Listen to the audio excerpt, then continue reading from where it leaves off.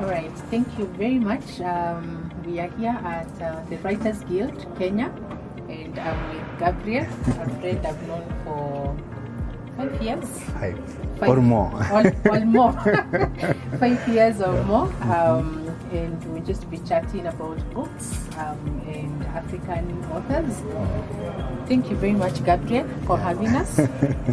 Thank you very much for coming. We are very grateful to have you with us today, join on this book tour. We are very privileged, and thank you so much for coming. Awesome. Maybe we can start by you introducing yourself. Well, my name is Gabriel Dinda. I'm the founder of Writers Guild Kenya. We've been in this journey for now 8 years since we started the journey of writing with the belief that we can encourage people to write more, and we can encourage people to read more in families, in our companies, in whichever places we are. And now at where we are at the All African Bookshop, we now have a desire to take the African book out there. So it's that's where we called will. All African Bookshop. All African Bookshop. Okay, you'll be telling us exactly where it is. Okay. You've said you've been on this journey for 8 years. You Yes. look very young. Okay, I know you're young. When did you start? Well, we started in Writers Guild was founded in 2014, but I realized I started the journey of writing and believing in the written word in 2013. Yeah, so I was a student at the time in So Kenyatta you were a University. baby when you started. Well, young person. Yes, Young person. yes. Yeah. Okay. Yeah. So maybe you can share with us what Writers Guild is about. Yeah. And what's the vision? What's the vision? Well Yeah. done, thank you. Yeah. So, well, Writers Guild, I mentioned, so the year is 2013, and I write something, expose it to someone, and they find meaning in it. So they think this is a good thing, it needs to be out there. And then I start the journey of taking it out there. But then I realized some challenges. I realized that there is no strong support for authors who would wish to start out. So then we come together with a group of friends to start this organization that ideally was just meant to, you just give me what you've written, I give you mine, you have a look at what I could do better, and you tell me. So it was just a peer review platform. Peer review. That was the idea when we started. So when we started, and we still have the same wish. Yeah. Our wish and our goal is first to encourage, train, and mentor potential writers. Those people who think or feel that they have the desire to write. So to mentor, train, and encourage. And then to support those who are already published. So like Anthony, for instance, to support them through different structures, to help them grow in whatever they've written, and to help them reach more people. And then the last vision, or the last thing that we do is to advocate for reading and writing. So we do this through different avenues, maybe lobbying the government, lobbying families, lobbying companies to include reading in their program. So those are the three pillars that we do as Writers Guild. Our desire is to create a home of writers where writing and reading is valued. Yeah. So I know your wife. Yes. Yeah, and I know she's also passionate about this. Yeah. If you want to, so this is your calling, this is your career, your vocation. Yeah. If you were to do it again, given a chance, would you still pick what you're doing? Yes. In fact, Vera, now that you mentioned Vera mentions Writers Guild in the book she wrote, Diary of the Miaha. Yeah. And she calls Writers Guild her co-wife. So that is a very that is a significant accusation, that Writers Guild is same level as her. Yeah. So if I were to do it again, I would do the same thing, more aggressive. And I will act with more speed. I would think that some of the things that possibly, like the All African Bookshop that we did this year, these are vision that we had from the beginning in 2015. It took us 5 years to realize it. So possibly we'll do our best to do things with more speed, but we'll do it the same thing more aggressively. Yes. And it's a very nice cozy space. I love the white shelves and just the way the books are displayed. So anyway, I can just tell Vera has done a bit of work on that one. Or should I give you credit? Well, it belongs to Vera. Awesome. Yeah. Tell me if you've been in the book industry for 8 years, has it changed you? Has it changed how you view life? In what ways has it changed you? Well, it has changed me in a great way, and one of them being the realization of the place of books or of the written word in our lives.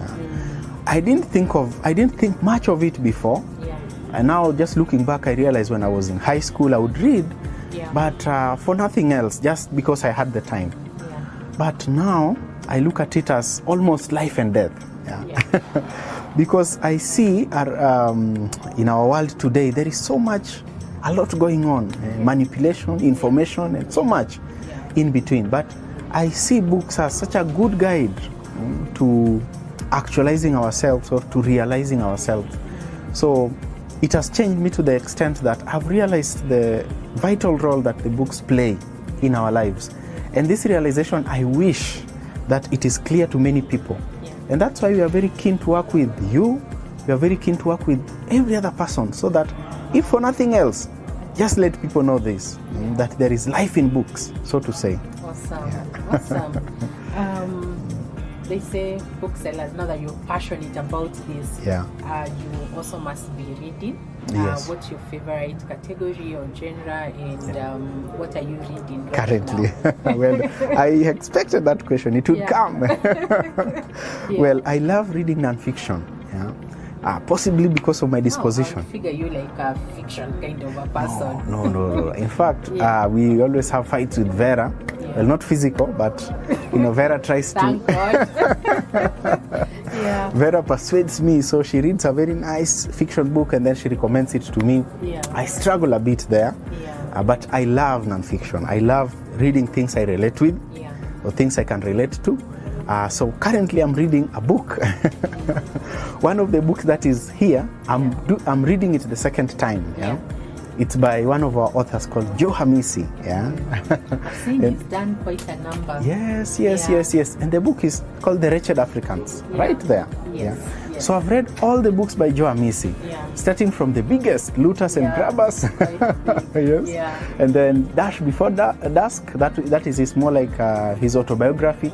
So I'm in The Wretched Africans, and it gives you a picture. And there's the politics of picture. Yes. That's a bit interesting. Yes, he was an MP, so he's just writing Diary of the Legislature. Joe Hamisi is a great guy. Now, diverting a bit from what you asked me. You see, he was an MP. How many MPs have we had? So many. This is, I think, the 10th parliament. Now, imagine if they wrote their experiences. If they shared what goes on there.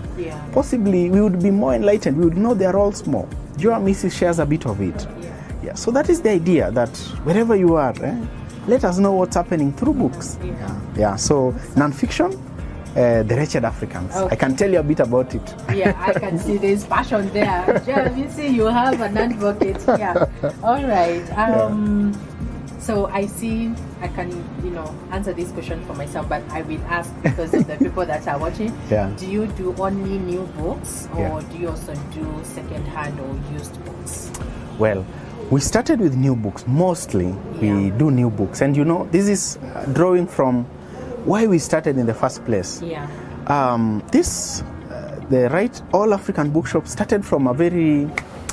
We had the idea from 2015. But we needed a push to start. And that push came from authors. We would go around, we went to Capital Center and we went to Village Market, and many authors would come with questions. I have books, but they're in the house. I don't have a place to take them out there. Then what happens when you take them to other bookshops? They say, no, they are not keen on this, things talking about local content. So it is from that we started. So we said, let's start off and open our doors to local good content and well done books. I hope you've not seen any book here that is not well done. They look amazing. Thank you. Good, so that was the idea. The ones we are bringing, they also look well done. Actually, yes. This is where we started. So this is our mom. So there is no way it would not look amazing. So that's why we started from that bit where we were open more to new books. And quite a number of them are here already.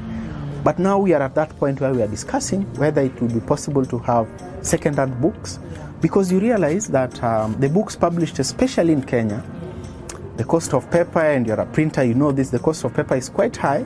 Kenya is among the few countries that charge VAT on paper. So that makes printing cost high. So you realize that a small book would cost 500. So the cost of new books are a bit high. So we are now looking at the possibility of having used, clean, good books also to be included here. Yeah. All right. So tell me, I want to talk a bit about All African Bookshop. Yeah. Because it's a new term. I've not experienced that before. Yeah. So maybe I can ask this way, what makes this bookshop special? What makes this bookshop special? Let me tell you. Other than the shelves. Well, I would just wish to give you some. Yes. Now, here I have three books. There is one called the Abahayo, Origin, Clans and Traditions.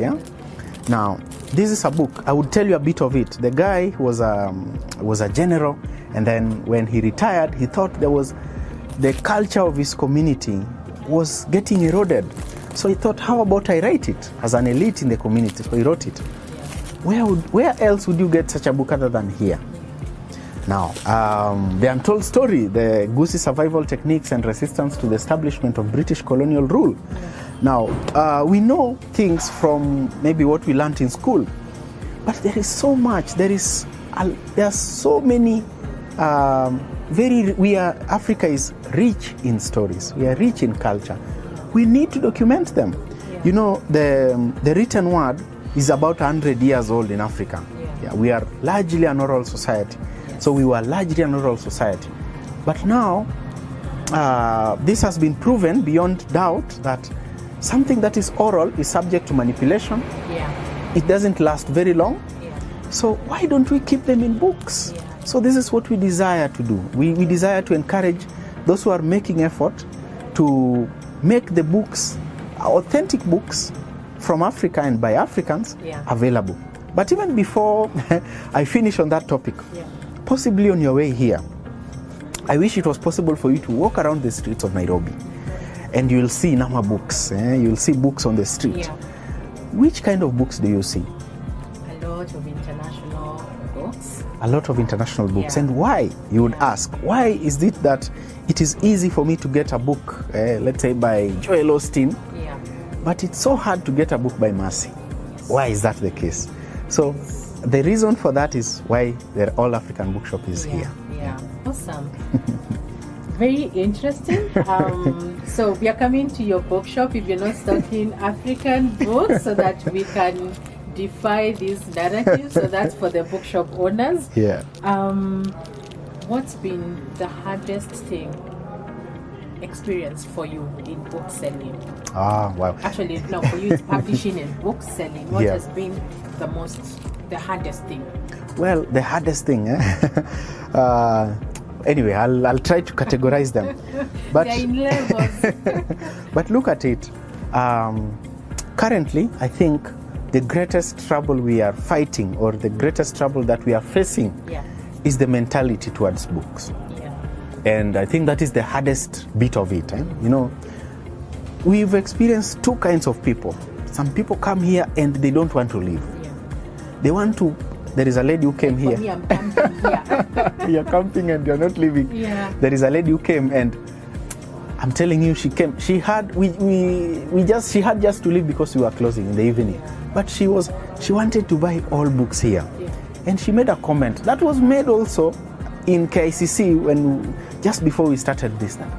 You mean there are such good books available in Kenya? Now, when you hear this, it is a bit sad. It's a bit sad that this is our story at stake. This is our future at stake. This is our identity at stake. But then there are no efforts to preserve it. So the greatest hurdle that we've experienced is the mentality. Some people come here and they don't see the sense. They don't understand why this person should have taken the trouble to write about the culture of Abahayo. They don't understand why you should take trouble to come here so that we can amplify the conversation. Yeah. So such people are very dangerous, and I would say that is a bit of a challenge. Yeah. And also some people, I remember one time we went to a book tour, someone came and they were not aware that books are being bought. So they said, they should be given for free. Yes. And this is the injustice that always happens when you publish a book, and you would expect that your family members would support you. They'll tell you to give them for free. So you can see that the mentality is the biggest trouble we have. So on the reverse side, what has been the best thing in publishing, book selling? Well, I'll start from book selling because we are here even before we go to publishing. But the joy you see in a writer's face when they come here and the discussion is on their book. Just this past week we have a book club that we run jointly with an organization called Kazini at the chat room in Kilimani, and we had a session over the week on Wednesday with one of our authors called Grace Ndiritu. And Grace Ndiritu is she studied and went to Europe to look for opportunities. And then when she came back, she thought of telling her story, telling her experience. So she's one of our latest authors. Now, I tell you, when she was sharing her story,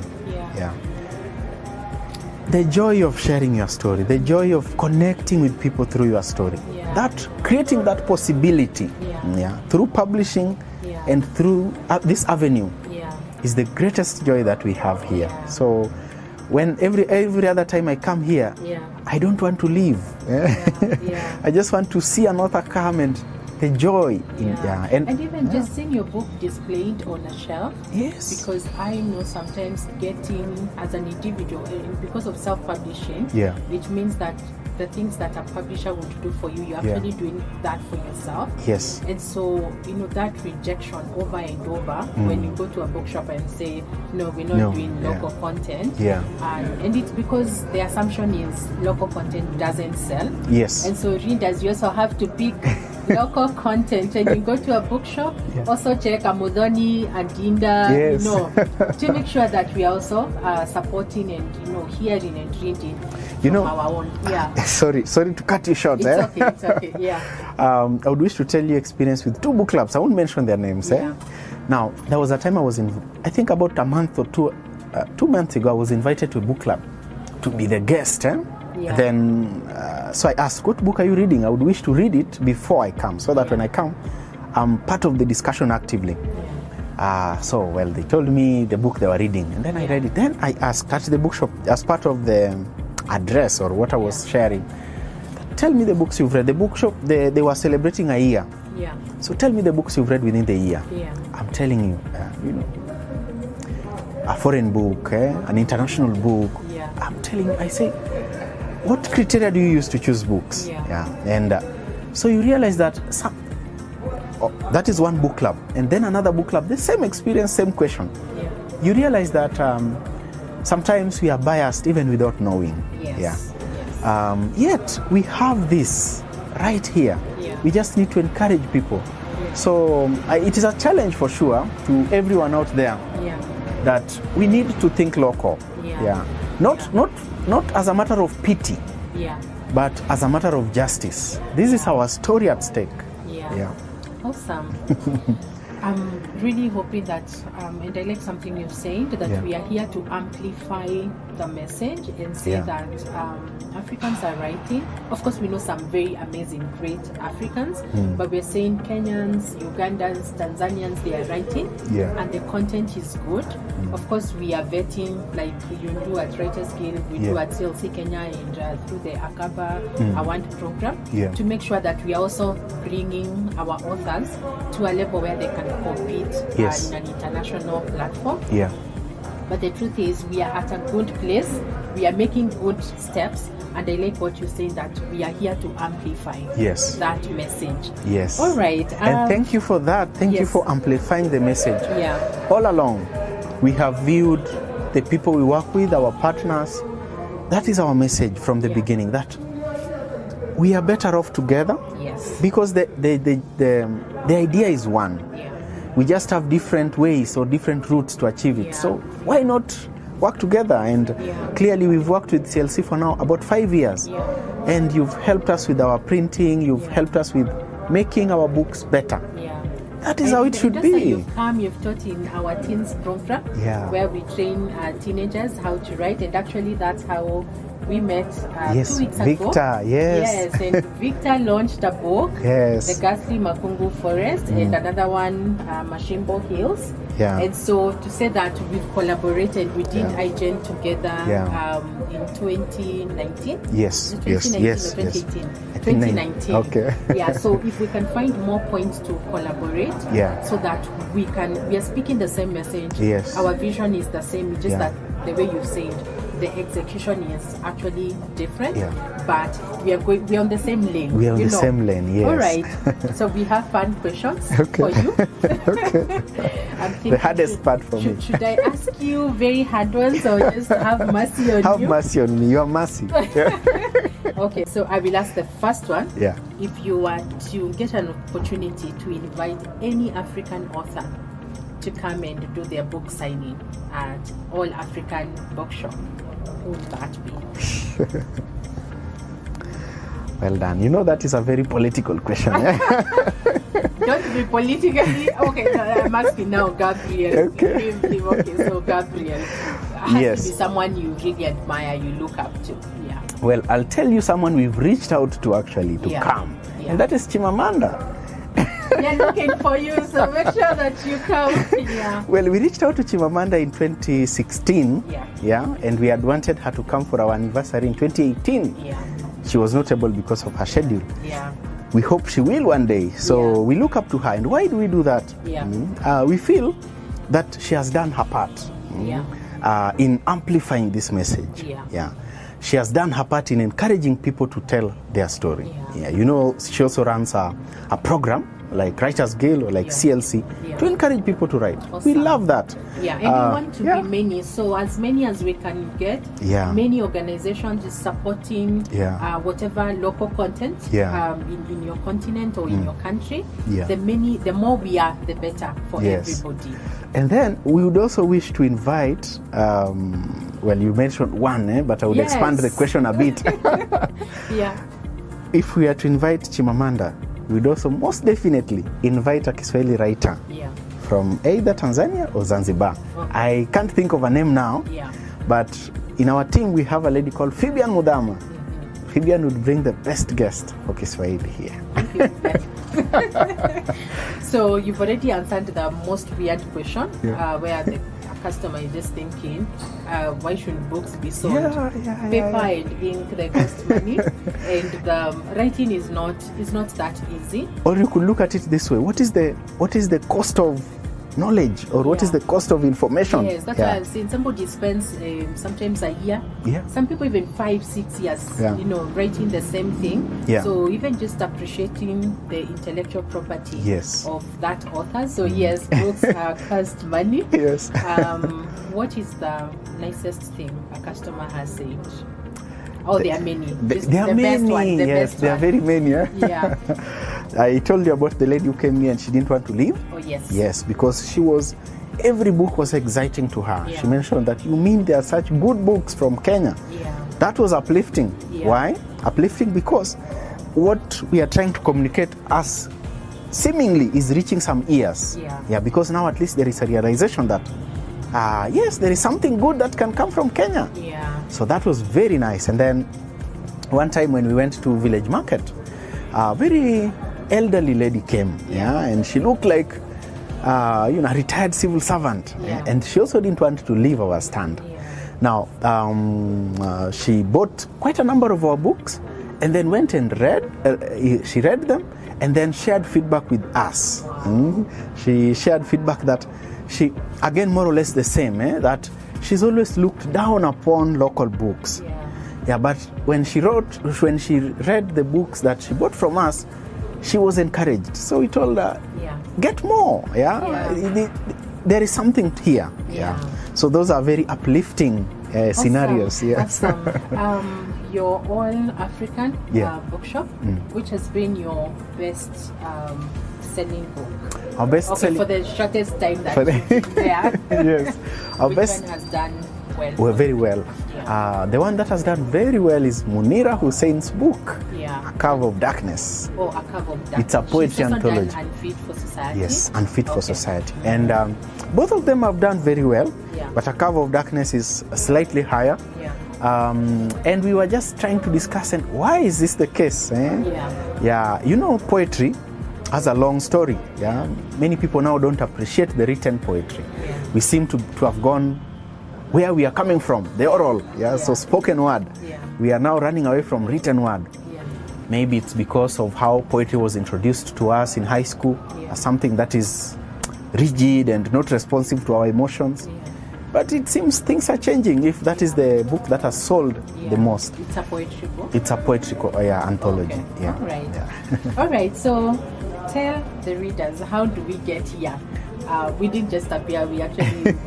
You can. Yeah. Well. So how do we get here? If we wanted to come, and we are inviting as many people as can. Of course, I know you have your website. You're going to tell us. But if we're in Nairobi, Kenya, how do I get to this place? To this place. Well, first, even before you get here, just know what to expect here. Expect a lot of smiles. Expect. You saw Florence. It was amazing. Well, She Florence. was really amazing, yeah. Florence is just a representative of the team. There is Mary. Yeah. Mary is also amazing. I think we've dealt with her. Yeah. So you are coming here not just to pick a book and go, but you're coming here to even have a book conversation. Yeah? So could even recommend books. So to get here, we are in Nairobi, Kenya, right in the middle of Central Business District. Yeah.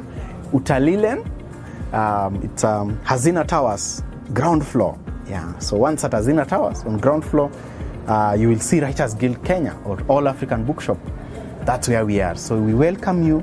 And then we are almost done with our online platform where you will also be able to access all this book and you can buy. But for now, just to help us, you can also go to our website, writersguild.co.ke, and one of the buttons there is dial a book. So you can tell us any book that you want. And we look for it. Yes. That's amazing. We look for it and contact you and deliver it. Yeah. So, but look forward also to our website that will be coming soon, specifically for All African Bookshop, where you can buy and have the same experience as you would have here. Awesome. So we also brought gifts Yes. to amplify the shop and amplify the message. Yes. And we have very many amazing books. We'll be looking at them over the next many weeks because we have many. It's amazing to know. Actually, in CLC, we've served about 300 authors in the last 6 years. And so to say that we want to be able to get the word out that we are supporting our very own. About the 300, let me tell you something about ripple effect. Yes. You probably serve maybe 9,000, because these are 300 direct. Yes. But then this direct have indirect. Yes. Yeah, it's like when you drop a stone in water and then ripple effect. So possibly more, which is very so good. Our reward is great. So today we'll just feature a few of these books. So I wanted to show you first this one. Jimmy Nzioki, The Gift of Presence. Yes. Well done, beautiful Jimmy paper. has done other books you might know of. The Parapet. Yes, yes. And two others. Yes, yes. So this is his third book, and he has a new novel that is coming out, In the Belly of the Fish. Wow. Yeah. Okay. So what do you think of the cover of the book, even before you read the book? Beautiful, beautiful. Well done. If I looked at this book against the books you'd meet on the streets from other countries, I would not see the difference in terms of quality. I would only see the difference inside the book because this is more quality. This is a story which you can relate to. Yes. So beautiful. Well done. Look at the quality of paper. Yeah. Look at it, and well designed, easy to read. This is not a book that I will read and then take a break to get some water. No, I'll keep going. Cover to cover. Yes. Awesome. Well done on this, and well done Jimmy. Well done, Jimmy. Is Jimmy a member of the book club, the authors Yes. Yeah, well Yes. done, well done. Jimmy He's a is- good guy. All this, they Yeah. are from the African Christian Authors Book Award. Oh, yes. I told you about that. Yes, and yes. A few of authors from Writers Guild. Yes, Leonard. Yeah, they've submitted. And yeah, there's Gladys. Gladys, Juma, yes. There's Fred. But Yeah. molding a disciple. Yes. So a number of them have submitted. Yeah. And this is an award program. We are saying we want to recognize, we want to promote, Yeah. we want to celebrate. Now, you know, for us now, the difference between Writers Guild and CLC Kenya or African Christian Authors Book Award is that for us, we only focus on the Christian authors. Yes. Which is okay because we are all supporting authors, African authors. Yeah. Just that because of our mandate at Yeah. CLC Kenya, we can only support Christian authors, and then you can do the others, and you know, somebody else can do another group. So Yes. Yeah. yeah, so we are very happy that we have some authors from Writers Guild. Yeah. Well done. We are very happy to be part of that. Yeah, so there's Yes. this book that's Conceive Achieve. Yes, Julius. Julius Mwebia. I've met Julius. You've met Julius? I met Julius at the book fair. Oh yes. I met Julius at the book fair. Yeah. When there was the activity for there was a forum Yeah. for CLC Yeah. at the book fair. I think that was 2019. 2019. 2019. Yes, That's where I met remember. most of the authors. Yeah. Ah. Julius is an amazing. It's like our dad, and the wisdom in this book is really amazing. Yeah. And he's encouraging youths to be able to take advantage of the opportunities Yeah. around them. So what do you think I of see the book? he's an entrepreneur, Yes. agricultural and business expert. Yeah. I remember that from him as much. Yeah. Well He's done. a very gentle Guy. man and full of wisdom. So yeah, you need to get this book. It's Yeah. really amazing. Conceive, achieve. Well, Yes. it would be expected. You know, wisdom does not coexist with noise, and Yeah. you have to be gentle to be wise. So I need to Well talk done. a little bit lower so that I'm joking. Okay, we also have this Well one. done. Well done. Well done. You see, Yeah. the cover is top notch. So we also have this one, Gitonga Mutani, If I Had a Son. Tell me what you think of the title. Okay, stories of manhood to our sons. If I had a son, it would appear to me Yeah. that two scenarios. Maybe someone is not able to have a child. Yes. I think that is where you are waiting for me to catch me. Maybe Yeah. that is not the story. No, just tell me what your thoughts are. It's not a trick question, it's just your thoughts. But then I see the subtitles helps it. Stories of manhood to our sons. Yeah. So this appears to me more like, from the wisdom Yeah. downwards. Yeah. So it appears to me that this is a candid conversation I would have with my dad or my father figure if we took a walk to Karura. Yeah. Awesome. Is that the story? Yeah, karibu hapo. Yeah, it's just saying that we need to be able to pass, especially for men. I think for women we do that a lot with our Yeah. girls. We teach them how to clean, we teach them how to cook, Yeah. We teach them different things. But this one is an emphasis for the boy child. No, I don't want to say boy child because I will open another conversation there. But from fathers to sons, so yeah. that you're saying this is you're leaving like something behind for your son to be able to learn from the things you've experienced, and it starts from the conception, the pregnancy, goes to the birth of the child and all the stages until this son now becomes an old man, and he lives the wisdom there that now the father has already gone to be with the Lord, but then when you get old, this is what you should expect. Well done. We need more of those. We need more of those, because I see here, it is captured here, and it reminds me of something I had. That because in Africa we raise our daughters and let our sons grow. Yes. Now, in very many instances, men are expected to know things. Yes. But there is You're the man. Yes. But there is no process of knowing. So I heard one person one time said that men are raised by hope. Yeah. We just hope that you know it. Which should not be the case. Yeah. Fathers need to spend time, teaching younger the Bible says in Timothy that the older men should teach the younger men. Of course, talks about older women and younger women, but for these days, we need the older. Like for you now in your category, you should be looking at young boys, maybe in their teenagehood. What can you be able to pass on to them? Awesome. Well done. And I love something about your designs. They are very simple and well thought out. You know, I don't know if you've ever seen, you know, part of the trouble we normally have here is when a book is brought for evaluation. You see 3 ideas in the cover, but you know, I like simple but speaks. I really like this particular book. But the cover, I think for me it speaks very well. Okay. All right. Helen is telling me that Gabriel has actually done questions of my youth. He's done quite a number of them. We'll be talking about them in the next 2 minutes. 2 minutes, yes. I first want to show you this. Wow. I've just seen Vera has done a book that is very deep. I was just telling you, it's very deep in terms of scripture and in marriage. And I've just gone through this time I was here. I really like that book. Florence, I'm going to buy that one. It's my takeaway. For Gabriel, I'll buy another day. And so just to emphasize, now a book like this, this is the 7 Professional Nations. This is a very deep and theological book. And so what are your initial thoughts about a book like this? So this is not poetry. It is not non-fiction or fiction. So it is a book that is supposed to guide a person towards discovering their purpose. What are your thoughts? What are your thoughts on the topic, the subject? It's a big book. I look at it and just, look at all this effort.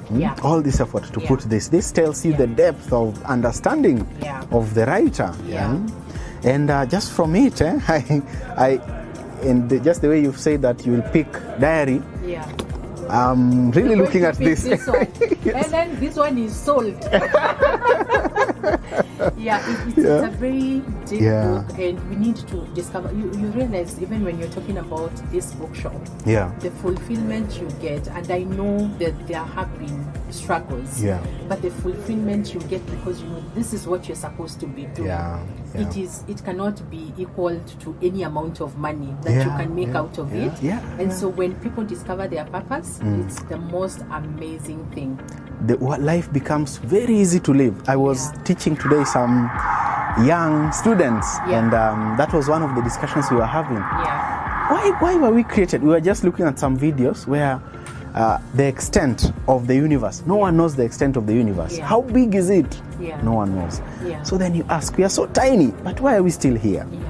So comes back to the question of purpose. So this is a very good book to get on your purpose and your nation of poly, because I've just realized life is too short. We just need to be clear on what we are supposed to be doing, and it could be for this month or for this year. And then when you get to another point, God will show you more. Now you've been publishing, then this opportunity for the bookshop comes. We don't know what else you're going. Maybe a writer's retreat. I don't know. Who knows? Maybe I'm prophesying to the future. Amen. So get this: the 7 Professional Nations by Ni Murakinyo, my former pastor. And there's something you've said that makes a lot of sense. When you look at a book like this, you can tell, at least I know that the book has taken many years to be able to, it has a lot of research, a lot of revelation, and so also people being patient. Don't rush too much, because that is what is also killing our local authorship. Because somebody wants to write today, we've had those ones where somebody says, I'm starting to write, or I'm finishing to write, and I've put a launch date. September 15th. On their birthday. On their birthday. Yes, and they want the book in a few weeks, about 2-3 weeks, and then they'll tell you that this book doesn't need editing. My cousin, who is a teacher, has gone through it. Kenyans, we need to be patient with the process. What makes international books actually very good in terms of content is because they take time. Publishing takes time. You need to edit well, you need to design well, you need to go through the entire process, you need to review, you need to proofread. I've seen you've done a book on self-publishing. So if you don't know the steps, they are here by Gabriel Dinda. Awesome. On that process of publishing, I really admire Thiong'o Olewe. She's written 2 books, and she's possibly one of the most prolific writers of our time, I would say, of fiction. She's written so well. She writes like a writer. Now, and one time I had her speak at Goethe Institute just across the road, and she was saying, I think it took her 7 years. 7 years to produce the Dragonfly Sea. 7 years. And then you want your book to be ready in 7 days. The launch is done. I've called my family, so let's be patient. So tell me, as we are closing, I've seen you've done a number of books. So there is self-publishing. I've seen another one. But tell me. I'll tell you about this. Yes, please. Well, so for the books that I've done, I wish to do more. So the first that we co-authored with other authors was called Youth Unemployment in Kenya, A Ticking Time Bomb. That was in 2016. And then 2018 I wrote this, and this was just answered questions. I just wanted to answer some of the questions that kept authors would come. You answer, and then the next person is waiting out, ask the same question. So I thought, how about I write a small book that you can read in one sitting, answering this question. So you can get it, you read it, then it's very informative. Actually. Well done, thank you. And then this, Questions of My Youth. Now this was published in 2019, and it was a culmination of things that I had in my mind. Well, as I grow up, and one of the authors wrote about making the best of what you have. I would look around and I wonder whether we make the best of what we have. So I would ask, is it the same as Julius's book? Yes, more like that. Conservative. Yes. So I would ask, is it that we don't have, for instance, could be a controversial topic, but is it that we don't have employment, we don't have job opportunities, or don't we have good people? How come I have friends from both sides? Someone has struggled so much to get an opportunity, but then some have invested in themselves so much that they have so many offers at the same time. What is the disconnect? I would ask things like, what is the meaning of enjoying life? I see people doing things here that, in my view, I don't think that is enjoying life, but from them it is enjoying life. How best do we use what we have? And that is a conversation we always have with Florence and everyone at Writers Guild. Look at your phone.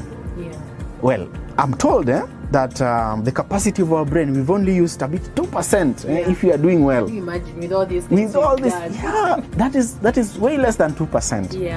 What of the 98%? What is it doing? So how best do we use the resources that we have at our disposal? Or are we just happy looking for more, but we are not using what we have?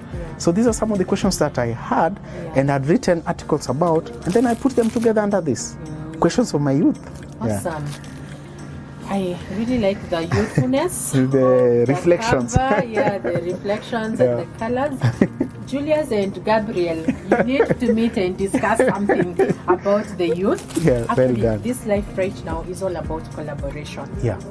It's all about collaboration. So finding other people who are walking in the same direction as you're walking. And so I would be happy to just see what you guys can do. So tell us, you're on social media? Yes, we are on social media as Writers Guild Kenya. So tell them where to come and find you. Writers Guild Kenya all through, from YouTube, Writers Guild Kenya, from Facebook, Writers Guild Kenya, Instagram, LinkedIn, Writers Guild Kenya. And now we are starting a new brand, Writers Guild Bookshop, or All African Bookshop. So you can get us that as well. But Writers Guild is the parent of the bookshop. So let's connect, let's share ideas, but most of all, let's remember what we are doing. We are encouraging reading and writing. So come, if you have any questions or any ideas, we are always happy to travel with you. Awesome. So we are leaving all these books at Writers Guild. Yes. We've just featured a few and we'll feature more in the coming weeks, but there are so many more amazing people writing amazing things. And they'll be available at the Writers Guild or All African Bookshop. Yes. So visit them, check them out on social media and connect with them. Let's read our local content. And if you're an author or writer out there, just know that there are many people, many organizations that are creating platforms and opportunities for us to be able to work together. Well done, and thank you very much to the team at CLC. Let me give you a personal experience. Okay, as we are close. Yes, as we close. You remember, do you still work with James? I tell you, where the first time I worked with James. Yes, Munyao. Yes, James Munyao. Is our shout out to you, Jemo. He's our head of printing. Well done. I tell you, James is a good guy. Yeah. You know, when I came, you just know sometimes the way printing can get. Yeah. And if I were in the position of James, I think I would have, I don't know what would have happened. But James is such a polished guy, such a good guy. James, this I'm saying from the bottom of my heart. So I look at, James became to me the face of CLC. Very kind people, and I've seen it over time. So well done on what you do. Well done on what you do with authors, with IGEN, with Akaba, with the Authors Club, CLC Book Club. Keep doing it. I hope one day we meet in heaven and we say, we made it. Yeah. Thank you very much. At CLC Kenya, we enjoy the friendship we have with the Writers Guild, and we look forward to many more things that we can do together. Thank you for having us, the entire team, all the people at the back there. Thank you very, very much for having us, and we look forward to more opportunities where we can be able to amplify this message. Thank you very much. To many more. Awesome.